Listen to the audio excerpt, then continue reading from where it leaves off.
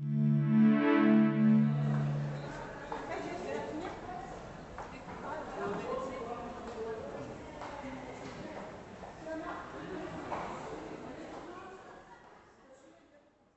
Moshe Sakal, dear Offa Waldmann, dear guests, dear friends and supporters of the Jewish Museum Berlin. My name is Anna Pollmann and I'm in charge of the new digital lecture series of the Jewish Museum's Academy program. I'm delighted to welcome you to the second event of this year's lecture series, Déjà Vu, New Search for Old Answers. In conversation with Offa Waldmann, our guests will introduce us to writings of German Jewish thinkers from the 20th century. As ideology and authoritarian power structures narrow spaces of knowledge and critical thinking dramatically, we believe that a historical perspective is necessary for a deeper understanding of current political and cultural transformations, and as well that historical texts can illuminate current problems and controversies like a flashlight. This year marks the 90th anniversary of Magnus Hirschfeld's death. And I warmly welcome Moshe Sakal, who chose Hirschfeld for his lecture and as a travel fellow from Queer Berlin to Mandate Palestine. We remember this pioneer of sexual self-determination at a time when we can't take his legacy for granted anymore. We witness an increasing vulnerability of different social minorities, but also how solidarity between those is neglected, if not suspended. As we all know, déjà vu experiences can be as uncanny as they can be enlightening, and I'm curious which direction today's lecture on Hirschfeld is taking. We are very pleased that Offa Waldmann will be hosting our digital series. Offa holds a joint doctorate in history and German literature, and he is the author of books and radio plays. His first book, Singular Kollektiv Erzählungen, was published by Wallstein 2 years ago. In 2024, Offa, together with Sascha Mariana Salzmann, published their correspondence about the world after October 7th under the title Gleichzeit. Offa Waldmann was awarded the German Radio Play Prize for the production Adolf Eichmann, ein Hörprozess. From August this year, he will be director of the Heinrich Böll Foundation's office in Tel Aviv. Finally, I would like to thank the Bertolt Leibinger Stiftung for their support and for making this digital lecture series possible. Dear Moshe Sakal, dear Offa Waldmann, I'm very pleased to be in this virtual space with you. I hope you can hear me. Dear Anna, thank you so very much for this kind introduction. Dear audience, Robert Frost wrote in his text North of Boston the following line: "Home is the place where, when you have to go there, they have to take you in." It's a brilliant line. Home is the place where, when you have to go there, they have to take you in. Home is a sanctuary. Home is at the same time a vessel containing, withholding, isolating those who are in from the outside. Home can be an abstract place.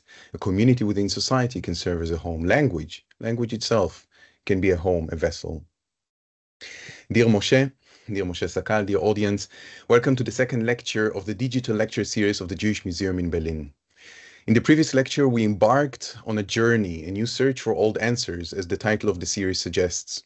Together with Rabbi Delphine Orveleur, we read Gershom Scholem's letter to Franz Rosenzweig from the year 1926, in which he warns us, from the distance of a century, about the names, the things, the sacred contents the Hebrew language carries, is home to. The explosive sacred load of Hebrew, which once revived in Eretz Israel, in Palestine, could, and well, perhaps already did, overwhelm those who speak it. Today, with my friend Moshe Sakal, whom I will introduce shortly, we read texts written by Magnus Hirschfeld, the Jewish-German physician and sexologist, whose institute in Berlin was the first sanctuary for the LGBTQI community in Germany, the first home of the community. Hirschfeld experienced the duality of marginalization as a homosexual and as a Jew. He himself embarked on a world trip which in the 30s brought him to Palestine, to the kibbutzim, to Tel Aviv, where he was simultaneously fascinated by the new Zionist community and somewhat excluded from it as he could not speak Hebrew. It was a trip he could never return from, facing persecution by the Nazi regime in Germany, a trip that turned into exile. Hirschfeld's text, reread today, when marginalized groups, their homes, their languages are at times played out against one another, invite us to reflect on the notions of safe homes and exile. Just like reading Gershom Scholem's letter to Rosenzweig, they remain as pressing and relevant as they were 100 years ago. And there is absolutely no better partner to do this, to reread these texts, than Moshe Sakal. So allow me, Moshe, to introduce you shortly. Moshe Sakal is an acclaimed writer who was born in Tel Aviv, spent several years in Paris, and has lived in Berlin since 2019. He has been recognized by NBC, Le Monde, and Haaretz for his award-winning novels, and has contributed to publications such as Le Monde, Libération, Haaretz, and Frankfurter Allgemeine Zeitung. Moshe is a co-founder of Alt Neuland Press. We will talk about this point later in our conversation. Sakal's 6 Hebrew novels, including The Diamond Setter and Yolanda, explore themes of border crossing in time and space, exile, immigration, diaspora, queer life, and the impact of technology on culture. A 2-time Sapir Prize nominee, a Shkol Prize winner, Fulbright scholar, and honorary fellow in writing at the University of Iowa in the USA, Moshe Sakal received the Berlin Senate's literature grant for his forthcoming novel. What a pleasure. Moshe, my dear, the floor is yours. Thank you, Ofer. Thank you. Today I will talk about Magnus Hirschfeld, and I named this talk Building a Home, Courage and Legacy. And I would like to start with the Lila Lied, and with a short refrain from this Lied. It says, Wir sind nun einmal anders als die anderen. We are simply different from the others. This song, written in 1920, was the first anthem of the homosexual liberation movement. But it wasn't just a song of defiance, it was a song of hope. And it was dedicated to the tireless researcher and friend, Dr. Magnus Hirschfeld. But who was this man who inspired the first hymn of sexual liberation? Picture this.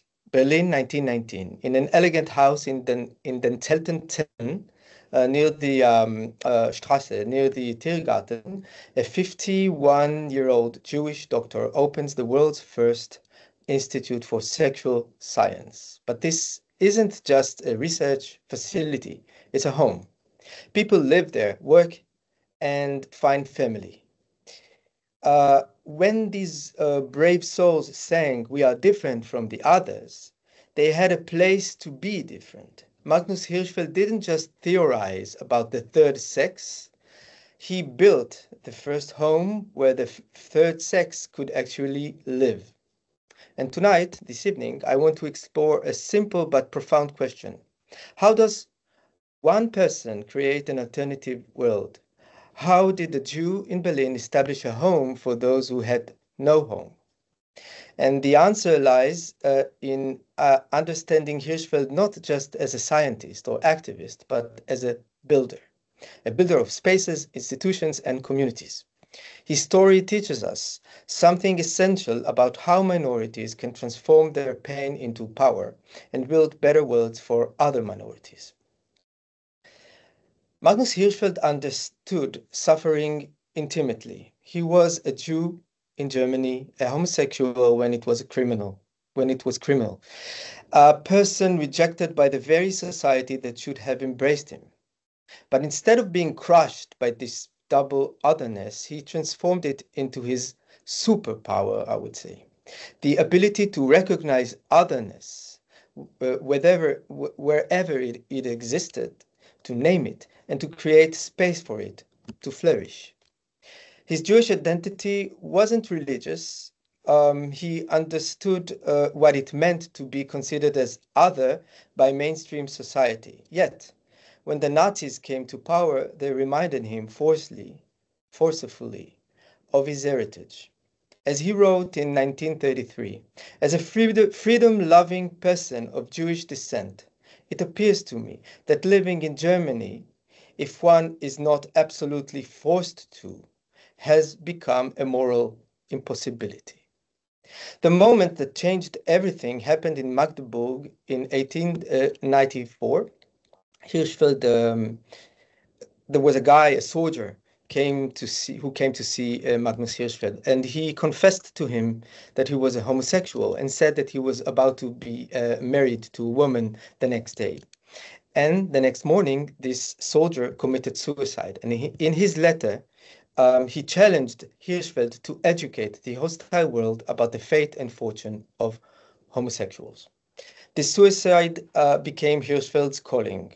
But notice what revolutionary here. He didn't respond with just theory or protest. He responded by documenting real lives, real communities in his work.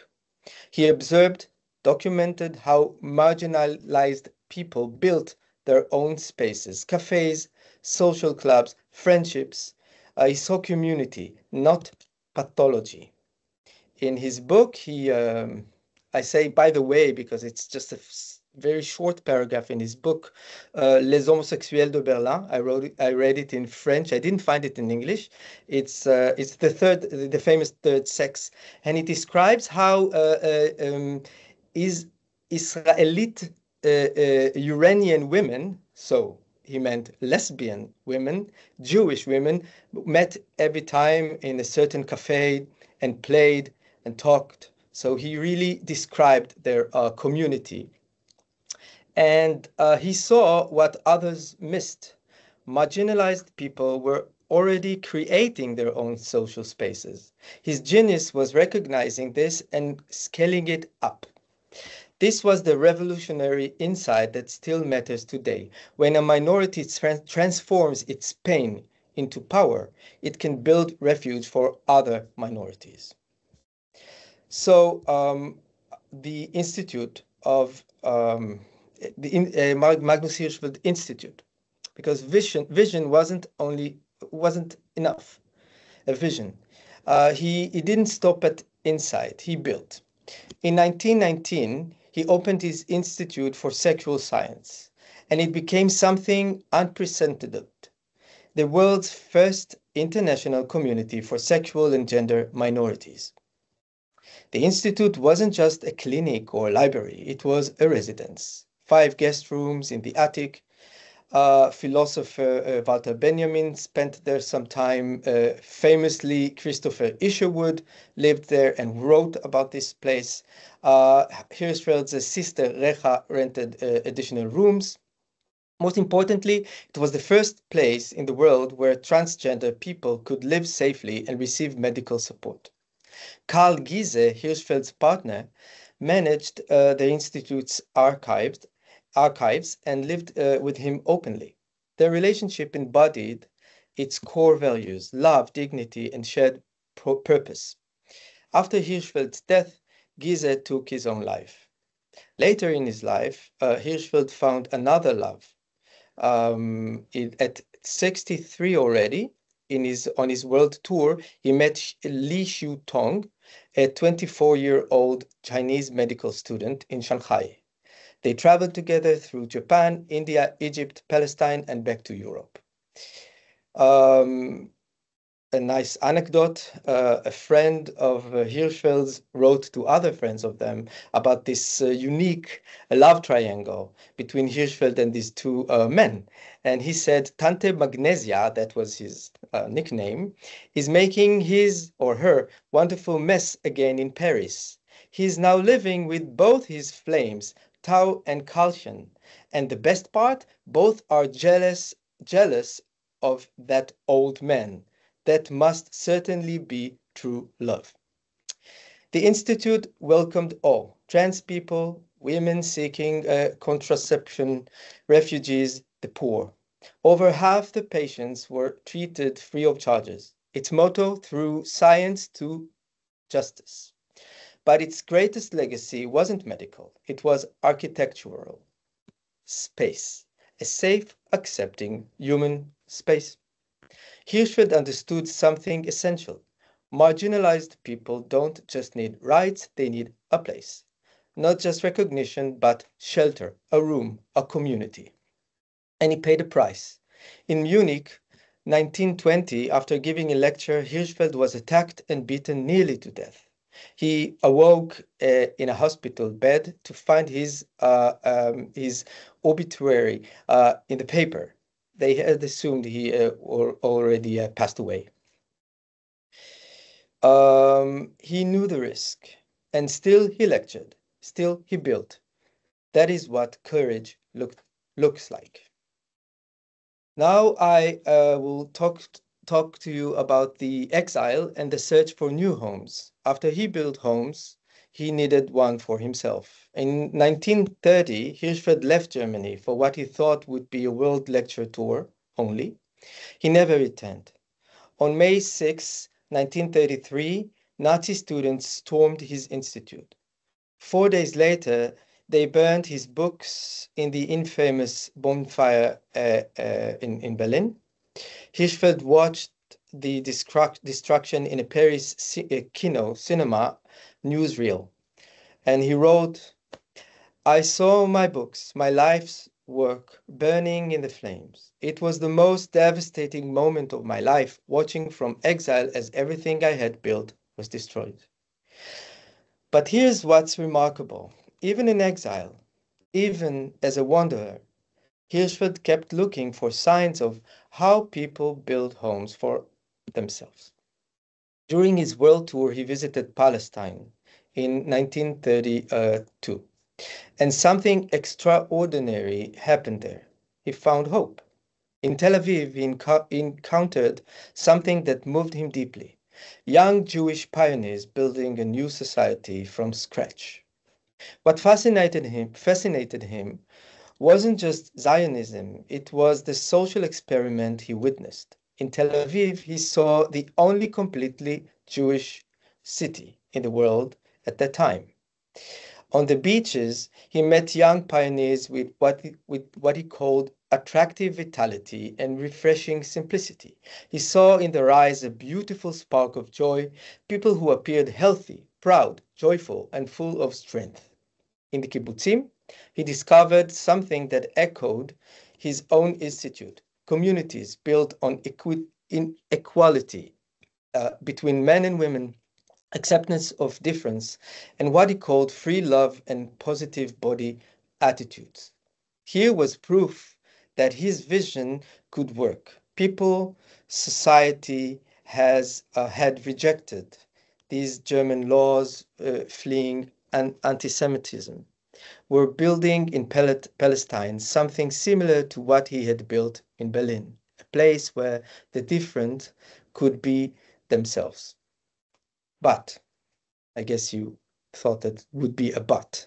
There was a tragic paradox. Despite his admiration for what Jews were building in Palestine, Hirschfeld couldn't make it his own home. He struggled with Hebrew, calling its revival a cardinal mistake because it promoted isolation rather than the universal communication he believed in. He felt too second class in Palestine and admitted, if only the Jews in Palestine spoke German instead of Hebrew, I would have stayed there. He writes, for me too, this would be a significant obstacle to settling in Palestine in my later years. Despite how profoundly I value the people, the landscape, the history, and the future of this land, I met Professor, he says that people told him that it was too difficult to learn Hebrew properly. And so, he says, I will likely not accept the warm invitation to live, as he received an invitation to live at the peaceful spot on Mount Carmel. So he sadly declined this invitation. He admired what was being built, but admiration is not belonging. The home he had built in Berlin, now gone, could not be replaced by one where he could not speak, could not be understood. And so he remained, like many others, in between, grateful, touched, impressed, but yet in exile. He also saw the darker side of nation building. The Jewish-Arab conflict struck him as the most dangerous wound in Palestine. And even as he celebrated what Jews were building, he understood that when a minority builds a home for itself, it can cannot exclude other minorities. The visit to Palestine forced him to confront the existential question: where do you belong? Are you a German, a Jew, or a citizen of the world? And for him, the reply was evident: world citizen, or all three. But this question tormented him. Even in exile, even when Germany had rejected him, he couldn't fully conceive of himself as belonging somewhere else. He remained the German Jew whose real home was still Berlin, in an institute that no longer existed. But this wasn't failure. It was something deeper. Hirschfeld had discovered that home isn't where you were born, but where you're understood. He prefigured something the writer André Aciman, who wrote Call Me By Your Name. I guess you saw the movie or read the book. I recommend both. In Call Me By Your Name, the book, Aciman wrote, me Jewish, Selen Jewish, Oliver Jewish. We were in a half ghetto, half oasis, where one person simply knows the other and knows him so thoroughly that to be taken away from such intimacy is galut, the Hebrew word for exile and dispersal. Was he my home, then my homecoming? So galut, exile, diaspora, not just a place, but a state of being, a sense of being everywhere and nowhere, of not quite belonging. Hirschfeld, like so many Jews and queer people, lived that galut, exile, not only geographically, but existentially. And still, he chose to build homes for others. He turned exile into architecture, longing into refuge. Magnus Hirschfeld died in Nice on his birthday, 67th birthday, in 1935. His partner, Karl Giese, as I said before, unable to live without him, committed suicide a few years later in 1938. But the idea survived. Today, if you walk through Berlin, you can trace Hirschfeld's legacy in stone. The institute was destroyed, but think about what they really could not destroy. And this is his legacy. And in this digital age, his vision extends online, for example. Virtual communities, support networks, dating apps that connect people across traditional boundaries. The teenage trans kid in a small town who finds community on Reddit. The elderly gay man who discovers he's not alone through an online forum. Hirschfeld would recognize this as extensions of his institute, homes for those who have no home. And as the Lila song I talked about in the beginning in 1920 said, denn bald gibt Acht, wird über Nacht auch unsere Sonne scheinen.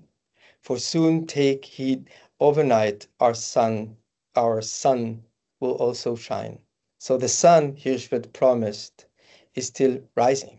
We are still building that first home for those who have no home. His courage invites us all to our own courage. Thank you. Thank you so much, Moshe, for this inspiring lecture and this journey that you took us together with Magnus Hirschfeld, from building his institution in Berlin, then embarking on his world trip, which became, in a way, an exile, and his visit to Palestine. And I admit that when I thought about proper questions for you for this lecture today, I kept on coming back to personal questions to yourself, because you are in a way a person of exile. You lived in France, you live in Germany, and if there is one thing that we can say, looking at our current time, that you can also experience being in exile within your own community, within your own homeland, within your own political framework. There are many people who talk about, who refer to the fact of feeling lonely following October 7th and following the horrific war that followed October 7th that we still witness every day. People feeling, in a way, political exile within their own country, their own framework, facing non-democratic forces in Germany, in Europe, in the USA, in Israel. And one of the things that I found so inspiring in your talk is the fact that Hirschfeld was not only a man of words and symbols, but he was putting up an act of resistance. He was building a place. Right. So again, asking in a way a personal question. When we read Hirschfeld today, thinking about, a new search for old questions, for old answers, is Hirschfeld inviting us in a way to build safe havens in the dark times that so many of us feel are coming? And my question would be, again, from a Jewish queer perspective of Hirschfeld, reading him today, from your own perspective, where in society should we build those places? In what Jewish, in what queer place? What should be the very nature of these places? How do you read his invitation? First of all, it's always an invitation of someone coming from a minority towards other minorities, I would say. And this shelter, this space, this haven, as you named it, can be a concrete one. It could be a real shelter for people who need it.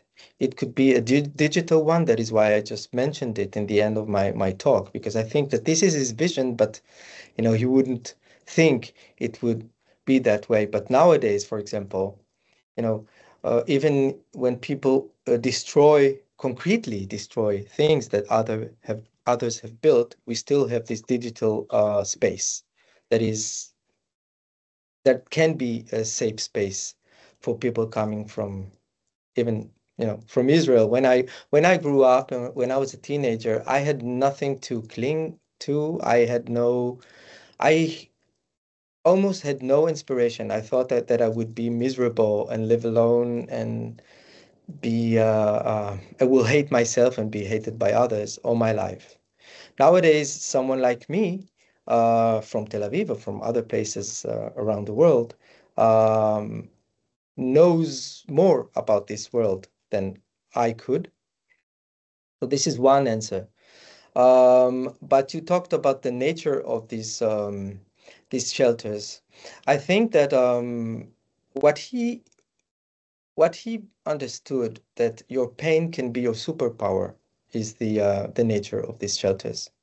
That you should not ignore it, but you shouldn't just spot it. You should talk about it and show it and unite. This is obviously a power, to be as many people as you can against your loneliness. You spoke about loneliness just a few minutes ago. And then resist and then build. So all these answers are the nature of this new home, new place. But let me go back to the point of in a way the Jewish and the queer nature. If we look at because in a way this series is all about, when we read a quotation by Arendt or by Scholem or now by Hirschfeld, it's in a way it's striking how relevant it is to our time. It is striking how relevant it is for our political context. Now we see in the current debate in Germany, actually these days, and not only in Germany, in a way, I would say a competition of minorities, a competition of safe spaces and safe havens, a competition of social needs and political needs. Now, because of German Jewish history, the discussion about the Jewish history in Germany, the discussion about the marginalization of Jews, the discussion about anti-Semitism, sheds I would say, a stronger light on the Jewish minority in Germany. And the question is, do you think that in a way this spotlight can create a rally point for other minorities? Can it create a rally point for other marginalized groups? Does a Jewish perspective, does your Jewish perspective, coming from Tel Aviv and from Israel and from France to Berlin, some 6-7 years ago, living now in Germany, in Berlin. Does this perspective allow to create, to bring the know-how, how to build such a safe haven, such a sanctuary? I think that nowadays people like me don't know, paradoxically maybe, we keep silent and don't build these homes and write and build our proper home, our own home. I came to Germany because I could no longer live in Israel for several reasons. I mean, I don't live in exile. I chose to live, and I have this privilege to be here. But nowadays, I see this all that is happening and in the world and in Germany and in Europe and in Israel, and what it makes me, I speak as a writer. I just want to say, just leave me alone. I would like to write. I would just like to live. I beg your pardon. I feel that there's very few people that are really listening and don't put you in, don't put you in one drawer. And maybe maybe you were waiting for another reply from. No. But honestly, even if it's a bit melancholic, what I say, I think that Hirschfeld did something great. He was not a martyr, by the way. He was not no Lorca and no Oscar Wilde, because he left on time. And maybe our culture and maybe history like people who don't live on time and pay in their lives and that have tragic stories until the end. I was privileged enough, to suffer as a queer, gay, adolescent. But then I say luckily enough, because when I turned 20, there was the gay liberation. And then I left to Paris, I came back to Israel, and then I left Israel. Here in Germany, my home was not finding a home, because my home was finding Berlin, that is a home for so many people who are looking for a home. And that's my home. And walking down the streets of Berlin and hearing so many languages, I live just between Kreuzberg and Neukölln, and so many languages and seeing so many cultures. And I personally feel that there is not a lot of judgment, and that people just allow you to breathe and to live your life in Berlin. And that was my home from the moment I put my foot on Berlin's territory. So that's my reply. No, it's an absolutely great reply. And I was thinking, because you said, you quoted before this beautiful sentence, half ghetto, half oasis. Yes, of Assimans, yeah. Of Assimans, yeah. Half ghetto, half oasis. It's brilliant, and it's exactly this. I referred to Hannah Arendt before, who said anti-Semitism, in a way, how do you say, preserve Judaism by excluding it within society, by pushing it into excluded places within society. Half ghetto, half oasis, where they leave you be, well, they let you be, well, at a certain point, for instance, at least, but they let you be. And my question, because if we do this comparison, Zionism, Israel, and the project of Hirschfeld, so in a way, it's building, and Hirschfeld writes, you were so kind to send me some text of Hirschfeld, and he writes himself, building a home to those who don't have a home, like you just said. But in a way, it's also creating, it's supporting, I would even say it celebrates exclusion. Right. I can identify with this. And, It's exactly your let me be, let me be, let me write. And I should say that paradoxically, once again, I identify with Hirschfeld about his visit to Palestine, even though I was born I was born already in Israel, and Hebrew is my mother tongue. Nevertheless, I identify completely with what I quote that he said, or he wrote about this visit to Palestine, about this. We can talk about my mother tongue, the Hebrew tongue, and what I made of it here in my diaspora and in we my will definitely, yeah. Yes.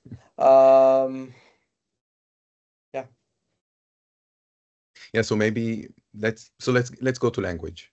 Let's go to language. And I think, this is the first thing that really struck me after when I prepared today's questions and talks and moderation, and the question of, Hirschfeld talking about Hebrew, Hirschfeld talking about Esperanto. So Gershom Scholem also talks about Hebrew and Esperanto, right. Putting both, Zamenhof and Ben Yehuda. Zamenhof, the maker of Esperanto, Ben Yehuda, the reviver of Hebrew. And Gershom Scholem says that actually Esperanto is the only language that should have been spoken in Palestine by this new Hebrew Jewish Zionist collective. And he's writing like they don't understand what they're doing by naming, using the old Hebrew names. It will backfire, which so. And Hirschfeld, as you said in your lecture, does not plea for Esperanto, he pleads for German or English, but basically German, like a Kultursprache. And he says that I quote, experience has shown that linguistic isolation has increased nationalists and chauvinistic tendencies, end of quote. And then you, Moshe Sakal, come and together with your partner, Dori Manor, create a publication house, press called Alt Neuland. Out of all names, it's called Alt Neuland, like the old novel of Theodor Herzl, the ideological father of Zionism. Yes.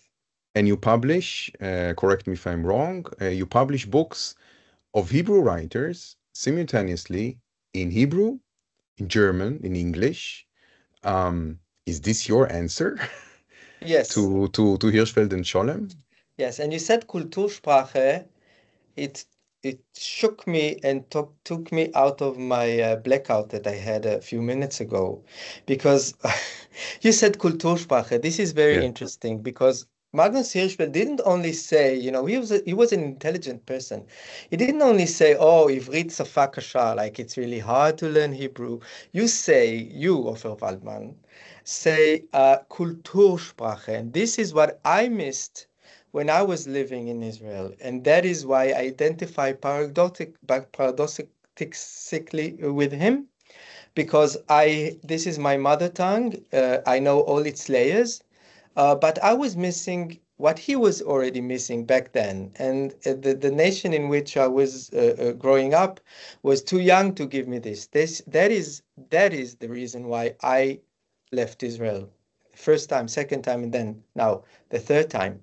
And the third time, I said to Dori before we left, we came to Berlin because for many reasons, but one of them is that this is his father's hometown. His father was born in Berlin before the Second World War and moved to Palestine with his parents. And I said to Dori, listen, we are going to leave Israel, but I'm like, I've had enough of the diaspora, of being such a minority in terms of my language, and I would like to go to a place where I will find many people with whom I will share the language, but the Kultursprache, like a real language, not only the mother tongue. And we chose between New York and Berlin. In the end, we chose Berlin, and that's my part one of my reply to your question. Part two was then, after a few years, we established the first Hebrew Verlag, publishing house outside Israel since 48. As a matter of fact, more than since 48. Even before, there had been wonderful publishing houses in Europe, in Germany, and around the world of Hebrew. So we publish nowadays books written by people from around the world. This is inclusive, not only people living in the diaspora. Every fine book written in Hebrew, we will publish. We are already publishing around the world, in Israel and beyond. We are a GmbH based here in Berlin. We have a team all around the world, and we are publishing gleichzeitig, like your wonderful book, in Hebrew and in German and in English, these books. So this is our vision, and this is if I talk to about myself, my way of this is my home, I can say, because you said Altneuland. This is a provocative word, but it's more subversive and more delicate than it sounds. We are now not exchanging one land with another land. Our land is the Hebrew language, wherever it is written, spoken, and read. So this way, I can live where I want to. In my case, I live in Berlin because, as you probably understood, I feel good here. Sometimes I thought you were going to say it's home. No. I feel home. I feel that from the very beginning, by the way. And I came with almost no German. While living in Paris, I had from home already the French language, und so weiter und so fort. No, I feel really good here. People sometimes are disappointed to hear that. Maybe they want me to tell them horrible stories. But that was not enough, obviously, as a writer. So now we have this Verlag, which is inclusive, and I feel that for me that's the solution. That's the home.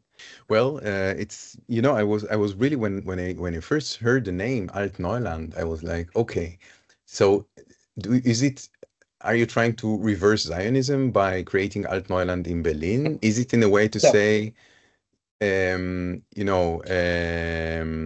there is this phrase, this Jewish, this outcry, Am Yisrael Chai, the nation of Israel lives, and there is this very nice graffiti all over Israel, Am Yisrael Chai, Berlin, the nation of Israel lives in Berlin, somewhere between Kreuzberg and Neukölln, like yourself, defying Zionism, reversing Zionism, creating Altneuland as an act of definition, of defiance, against against maybe a political reality, against so I was wondering if this was standing at the heart of your choice, of the choice of this name. Yes and no, because I find it more I wouldn't say provocative, more subversive that how you put it now, but in a more sophisticated way, I would say. We refer, or the vision of Altneuland, the publishing house, sees Israel nowadays as one of many diasporas. So it's not this nostalgic vision of saying, okay, let's just imagine that we are back, in Berlin, like 100 years ago, and we use the same fonts. We do as if, nothing happened. No World War II, no catastrophe, and the state of Israel doesn't exist. And there are people like that. They live in this sort of a nostalgia. I don't share this vision. I think, and I know, that most of our readers and writers live in Israel. I come personally from that place. I have my family there and many, many good friends. I chose to leave. But when I go back to the subversive idea, because it's not I'm not talking about an ideal state. It is subversive because it sees Israel not as the center of all this. So not like Israel wishes to see itself. Not also as Israeli left-wing cultural world wishes to see itself. When I left Israel at the age of 22, the first time, I already had published one book, and my editor, my publisher, said to me, "Okay, fine. I'm left-wing. It's okay that you leave Israel. You are not like nefolet nemushot. You are not a coward." like Rabin referred to the people who leave Israel. He said to me, okay, fine, but you will never be a Hebrew writer. You should know that. He said that to me. And I was really furious, and I left. And then I left again. And I published books, and all these years I thought that he was wrong. But these recent years I realized that he was right, because the République des Lettres, the Republic, you know, the Israel, the Hebrew, I would say Israeli literary world is in Israel, the institution. So what we are building now is a home, okay, but also an ecosystem to allow people living wherever they want to live, keep their mother tongue, keep this heritage. So it's also for the generations to come, to my newborn daughter, I would say, to which I speak, yes, I speak only in Hebrew, by the way. All my cosmopolitan ideals like went to the garbage when she was born. I held her and I was singing to her only songs in Hebrew, in my mother tongue, and I speak to her, you know, words of love and affection only in Hebrew. She will speak at least 4 languages, okay, and that is before Arabic and Mandarin, but her mother tongue, in my case, her father's tongue is the Hebrew language. So because you bring it up, you know, I was like, should I congratulate you or not? But this is, of course, the opportunity to say Mazal Tov, congratulations to the birth of your daughter. Beautiful. I really want to provoke you, but I first want to remind our audience, dear audience, you have the possibility to send questions via the Q&A, via email, as Anna Pollmann said before, to the same address with which you registered to this event. So please do. There is already one question, but I will shamelessly abuse my privilege as the moderator. And I mean, you know, Moshe, I think we make ourselves life a little bit too easy, because I think in a way, you know, there were several projects already trying to carry Hebrew away from Israel. I think about Mikan Ve'ilach of Tal Hever and other projects, because those projects in a way see, you know, they are in line with Gershom Scholem. We saw, because you said before that Israel became another diaspora. So basically what you do is you say you detach Hebrew from sovereignty. You detach the language from the idea of sovereignty. Mm-hmm. And it's a Hebrew République des Lettres, but it is not connected to a territory, with everything that this sovereignty and this connection to a territory means, as we see now on daily basis. But I will not provoke you with this question. I will provoke you with another question, because before I open the floor to other questions, I want to return to Hirschfeld. Mm-hmm. And I admit that, again, when I read the text that you sent me, that he wrote several excerpts, I felt a little bit embarrassed, I must say, or like uneased in a way, because he's so committed to enlightenment. This, you know, through science to justice, you talked about it yourself, creating the scientific humanitarian committee, believing that if people will just understand that being a Jew, that being a homosexual, that being transgender, that being this and that is normal and is okay, then racism will pass from this world. And I was a little bit, surprised, as I said, almost embarrassed. And again, you know, taking it to our times, it's like believing that universities can help us against this wave of alternative facts and of willful ignorance that we see worldwide. So maybe it was a little bit naive. I mean, were you embarrassed? Do you share my embarrassment, or this uneasiness?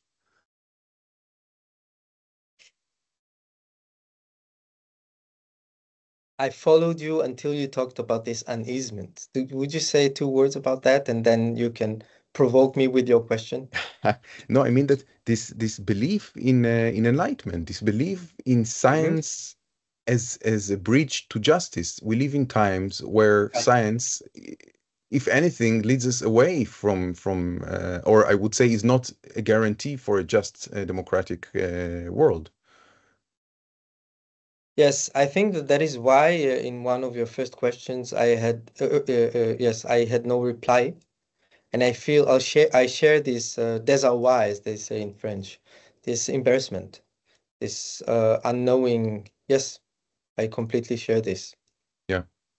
Yes. So, dear audience, I see one question. I think this question comes from Anna Polman from the Jewish Museum in Berlin. Thank you, Anna, for that. So I will read this question, and I absolutely encourage you to pose questions to Moshe. So Moshe, let me read you the question of Anna. Anna is asking, can you tell us more about the place of Hirschfeld's travel to Palestine in his world journey? Is the debate of building a home, creating a community through language and architecture a central topic in other chapters and other regions? I would add, did he feel personally more connected, or did he comment it in other places as well? He felt he said that it was extremely hard for him to leave Palestine, to leave. I believe he referred to Jerusalem when he said about this, but in his during all his trip. And I read many excerpts of his worldwide tour texts, and he was received with a lot of honor. For example, in the States, he was referred to as the Einstein of sex. This was the advertisement for his talks. Also, in his exile in France, he had his guest book, which I recommend, by the way, if you can have a look at it, dear readers, dear people here. In one of the pages of his exile guest book in France, Shalom Ash visits him and writes to him, Tzadik be'emunato yichyeh. I know that you can tell us right away the translation into German of this wonderful Hebrew sentence. Der Gerechte soll in seinem Glauben leben, something like that. Yes. The righteous should live in his faith. Yeah. Yes. But in spite of all these experiences and all the honor that he had worldwide, in Palestine was the first place he found this. He calls Tel Aviv, the Jewish city, and he is thrilled by this. And this existed only there in Palestine. So obviously for him that was very special, and also maybe that is why he felt that it could be a home, and that the fact that it couldn't be a home for him shows to which point it was devastating for him.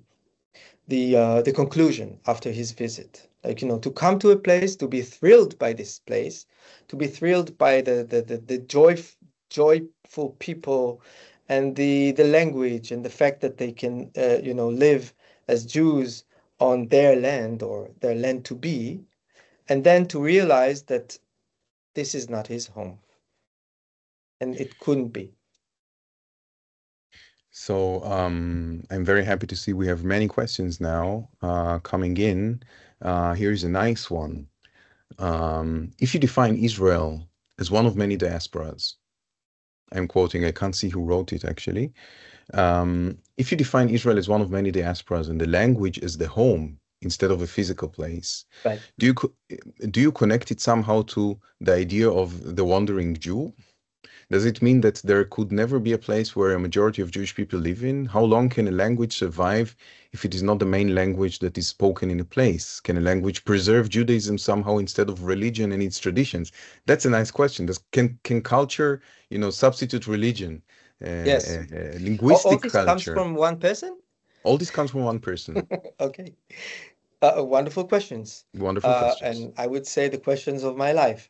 I told you I will speak about allow me to speak about myself in my Please. reply, because something went wrong. I'm the third generation of immigrants. My parents are sons of immigrants, and they saw the price that people are paying for being an immigrant. You know, the loss of their mother tongue.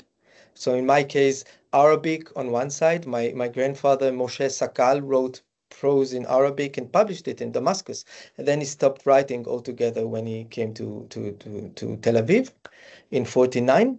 And you can say that's the tragedy of everyone who immigrates. But my grandfather came from a place about which he had wonderful, wonderful stories about Jews and Muslims and Christians living together.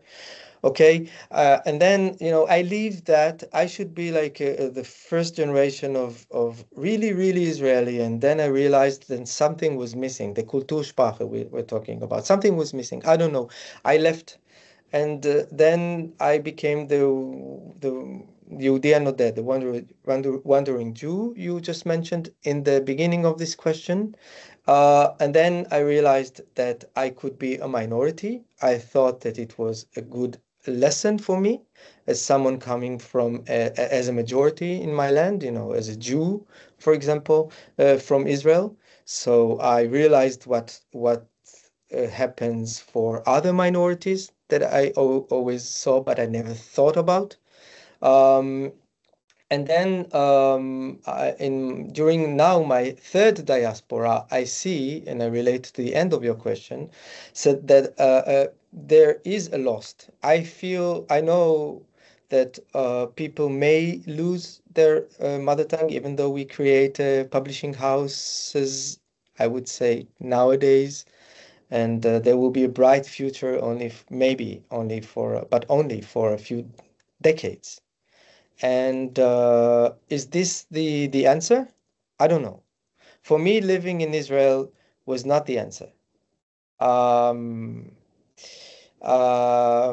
Is living as a wandering Jew and maybe letting go in the long run of my heritage, of my Jewish heritage. My Jewish heritage, I don't think so, because as you could already realize, I believe in being a minority as a Jew. But I will lose things, and my daughter will lose things that I knew as someone who belonged to his, you know, to another place. And for me, that's better.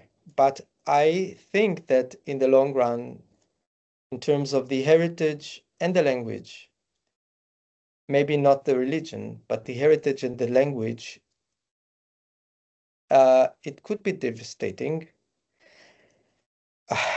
but that's life.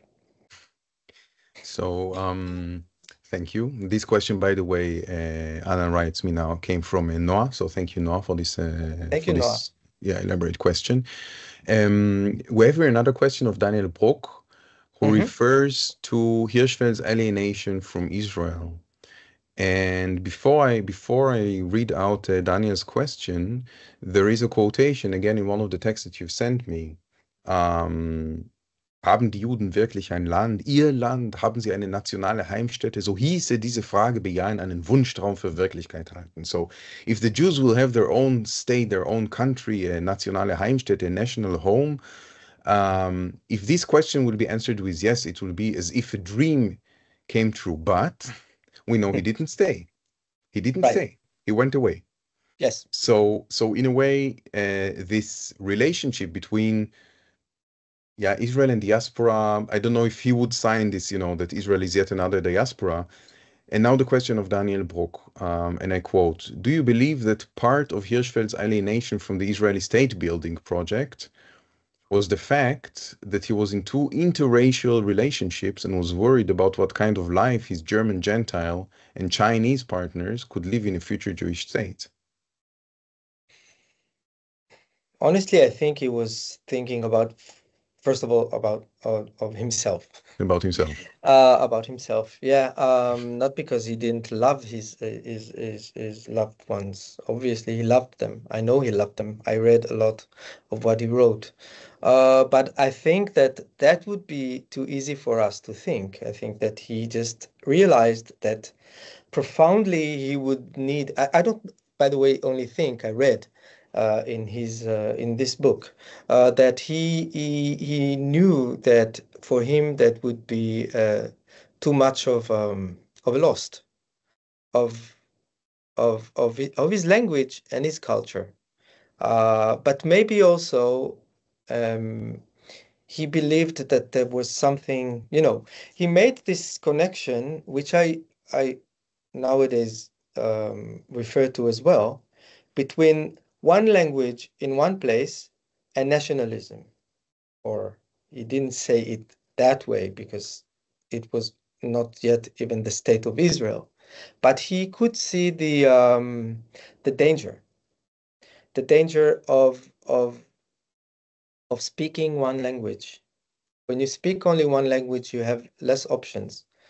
When I was 20-something, I heard in the radio in France, George Steiner in France Culture, and he said in French, une langue, ce sont des possibilités. A language means possibilities. And that was for me the compass to my life. And I think that Magnus Hirschfeld understood that not only for him, not only because he understood that it would be too late for him to learn properly as a cultural language, Hebrew. But more than that, he believed that it was too dangerous to connect a language to a place, to one place only, and that way maybe to take this language from other places around the world. And maybe he didn't think about that in detail. Maybe this is anachronism, what I'm doing now. But he had good intuition, as we already know. And he saw its danger. And I think he was right. So let me again challenge you, because I think that thinking about the quotation that I read out before, that indeed speaking one language or letting Hebrew be revived again in Palestine creates an isolation. Right. And by this, because the Jewish collective in Palestine does not speak German, although many of them did speak German, but the generation of our parents who consciously said, we put away the diasporic languages, right. We put away Arabic, we put away Ladino, Yiddish, German, French, and we speak Hebrew. I think it's fascinating. Until today, if you ask young children in Israel to imitate an old person, they will imitate him or her with an accent, because older people in Israel have accents because they come from somewhere else. That's true. And I think, because we celebrate Hirschfeld for building a sanctuary in Berlin for the LGBTQI community, in a way, it's a safe haven, but again, it's an isolating place. But he does not cope with the isolating momentum of Hebrew in Israel. So there is a contradiction here. I don't see the contradiction. I tell you what, I see the contradiction, but I tell you how we can get out of this contradiction. And before you answer, sorry, Moshe, that I interrupt you, dear audience, please, I'll be very happy if you will write us one or two more questions. You can happily write them in, I think, French for Moshe, Hebrew, German, English, of course. Feel free, we'll be very happy. Sorry, Moshe, go ahead. Thank you. So the way out from this paradox or this problematic thing that you spotted is the question of minority and majority. And there's a huge difference when you act out of minority status. And then this is really a shelter, a home. And if you are the majority, personally, I find this really boring. And even if it's easy to live as a majority. When I came to Paris and I needed to have my visa, and I went, and there was a document to fill out, and it was said l'étranger, first of all, like l'étranger, like the novel, but the strange, a foreigner, and it was 2 points and then a line, and then I realized that I was l'étranger, And that was, I believe that many people around the world, if they have this experience once when they're 20, it will change many of their views. Because when you have this shift, this twist, that you realize that you were a majority and now you become the l'étranger, that creates it shakes you. It could be traumatic, but it could build you, if we refer to Magnus Hirschfeld's work. So I think that this is the way out of what you said, and I think that for him that was the danger, acting out of a state of majority.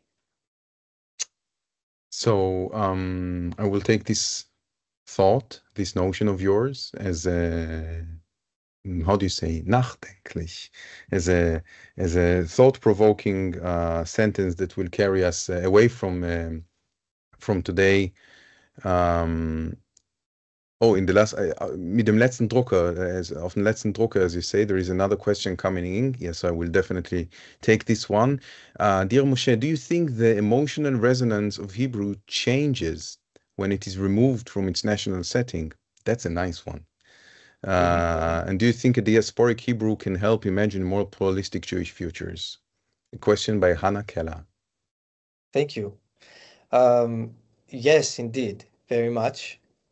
I can tell you that David Fogel is one of my beloved writers, and he wrote wonderful Hebrew texts, both in fiction, in prose, and in poetry.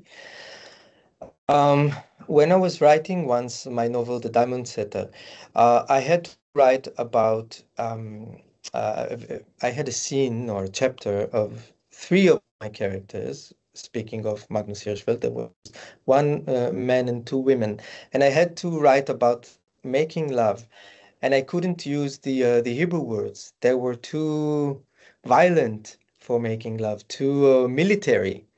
Even like the word, the verb lachdor, it is so military, so horrible, so violent.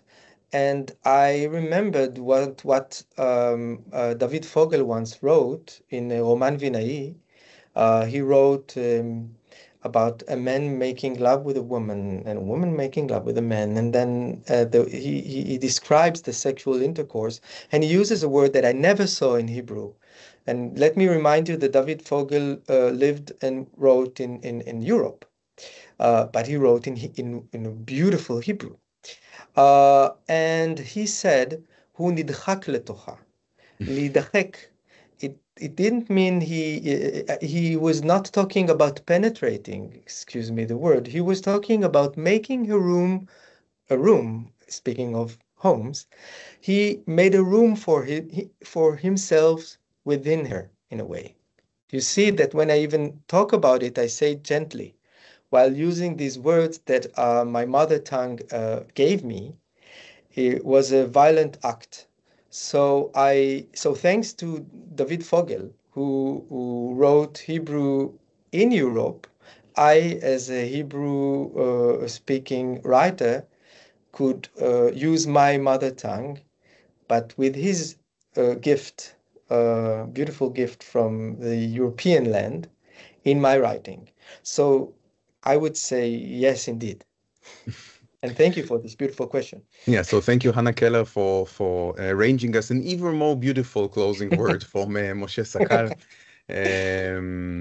Beautiful. Thank you so much, dear Moshe, talking about language, home, sovereignty, diasporas. All the best to your wonderful, beautiful daughter. All the best to Alt Neuland, together with Dora Manor. I thank you. I thank Anna Pollmann and the team of the Jewish Museum in Berlin.